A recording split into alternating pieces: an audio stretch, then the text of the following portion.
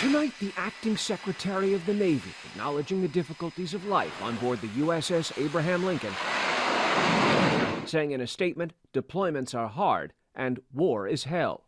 But for a brief stop in Oman last month, the crew of the aircraft carrier hasn't seen a port of call since the ship left Guam last December, a record stretch at sea. The Navy's top civilian saying tonight there have been a small number of mental health cases reported among the thousands of sailors and Marines on board. For people who haven't served in the military, it's hard to understand how living in a little box that you really can't move, you can't get out and go anywhere for 9 months, how challenging that is. Since the deployment began last fall, the Lincoln has been in active combat in the Iran War. The Navy, acknowledging resupply missions to bring food and other goods to the sailors, have been hampered through the conflict. Some of the shortages we're hearing about on the Lincoln are caused because the Iranians have taken away the normal resupply ports that the U.S. has used in the Persian Gulf.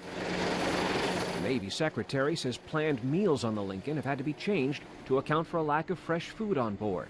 A Navy official says the crew has relied on frozen and canned food, stressing no meals have been missed. The Navy says the Lincoln will now soon be heading home as part of a planned rotation. The USS George Washington is expected to take its place within the next 2 weeks. President Trump, downplaying the concerns of Lincoln crew family members, asked if the deployment has gone on too long. He said no. Not nearly long enough. Late today, the military announced the commander of all U.S. troops in the Middle East, CENTCOM Commander Brad Cooper, visited the Lincoln today. He addressed the entire crew of the ship, thanking them for their tremendous dedication and courage. Stephen Portnoy, ABC News, Washington.